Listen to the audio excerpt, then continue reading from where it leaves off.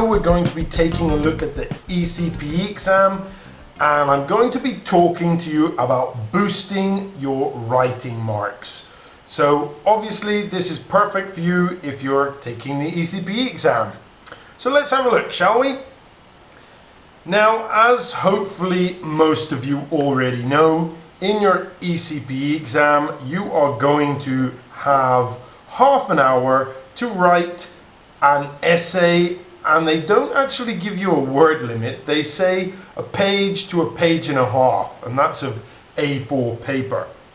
Generally though, a proficiency, you should be writing between 250 and 300 words at least. So, as I mentioned before, there are two essays. You have to pick one of them. So, the first thing obviously you've got to do is have a look at the essays and pick the one that you like the most, the one that you've got lots to say about. And you'll be surprised how many times students, you'll hear them come out and go, "Oh, I chose the wrong essay and I only realized halfway through." Eesh, what a mistake.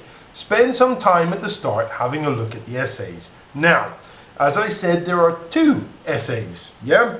One of them is going to be a standard essay like this one. Technological advances have completely transformed our society in a variety of ways. Sociologists have expressed a concern about these changes, claiming that they have had negative consequences.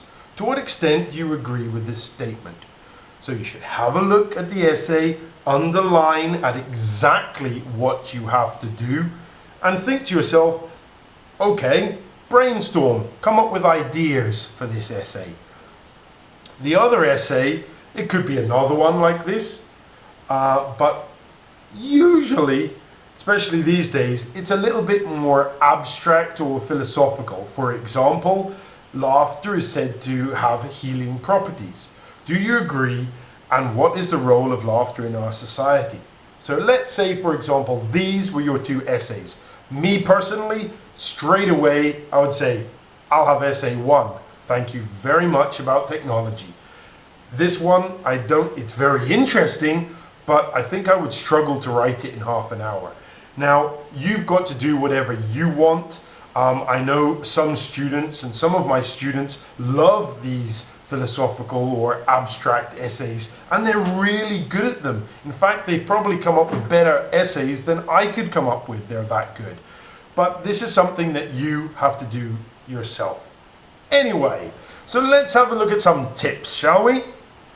First of all, obviously, how do you get better at writing? Of course, by practicing. So you should practice writing on a range of topics, of course, because, especially like education, health, diet, technology, video gaming, in all these ECPE test books, you'll see a wide variety of subjects. You should go through them, look at all the past papers and the essays that have been there, and ask yourself, which of these essays would I have picked?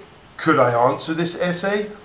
And if the answer is no, then you should go away, do some research, and practice writing this essay.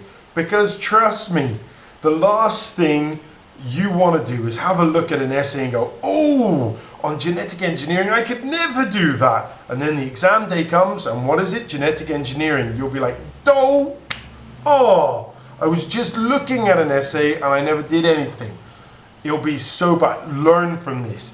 I guarantee you, think of all the topics. The environment is often a common one where people are like, "Ooh, essay on the environment." Oh, go away, learn your environmental vocabulary, read through some essays, practice doing some essays on this topic. You'll be glad for it, especially if this topic comes up in the exam. Use topic vocabulary. I guarantee you, no matter what essay you're writing, you should be spending some time before you put pen to paper thinking of some of the buzzwords for this topic. Make sure you have good vocabulary and you're always using the best possible vocabulary you can, as long as you're sure that it's correct, if you understand what I mean there. Organize your work. Again, standard. Your essay should be formal. It should have at least 4 paragraphs. Maximum, I would say 4 to 5 paragraphs. 4 you can't go wrong with. Make sure you have a nice short, concise introduction, and the same thing for the conclusion. Yeah, you shouldn't have like a good essay should always look like a sandwich, they say. Yes, thin piece of bread at the top, lots of meat and sauce and everything in the middle, and then another thin slice of bread. That's exactly what a good essay looks like as well. Everything's about food. Everything. Check over your grammar and spelling at the end. Now again, a lot of people, especially in the ECPE, will run out of time and they won't be able to do this. It's not the end of the world, but if you finish and you have written your 250 to 300 words, check it. Check your vocabulary, improve it. Make sure you go over your work, because every mistake you correct is more marks for you. Alright, learn from your mistakes. So this is kind of what I was saying before. By now, especially if you're going to sit the exam, you'll have written lots of essays. And every student has their weakness. Maybe they don't use enough expressions. Maybe they always make grammatic errors. Maybe they make spelling mistakes. Maybe their handwriting is messy. By now you know what your weakness is. It's not a weakness if you learn from it. So make sure, if you make grammar mistakes, pay special attention to that grammar. If you are lazy with your vocabulary, check the words and make sure you're not using good, bad, nice, stuff, things, these horrible words that students use. Don't be lazy, but learn from your mistakes.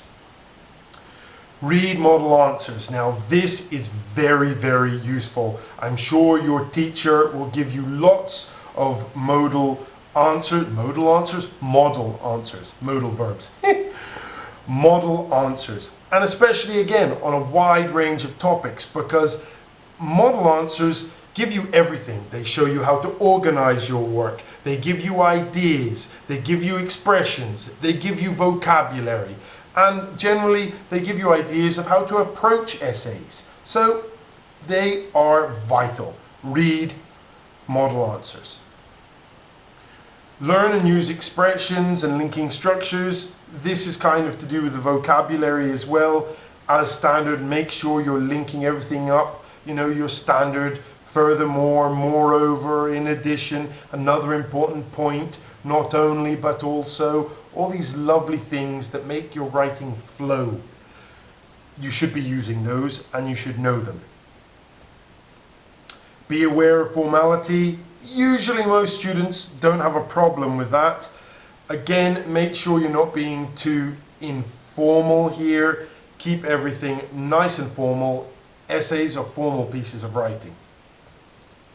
Brainstorm, and I touched on this before. A lot of people, especially because you only have half an hour, they kind of panic and they just quickly start writing like crazy. I always urge my students to spend 1 or 2 minutes picking the right essay, underlining exactly what they have to do, and also brainstorming, thinking of ideas.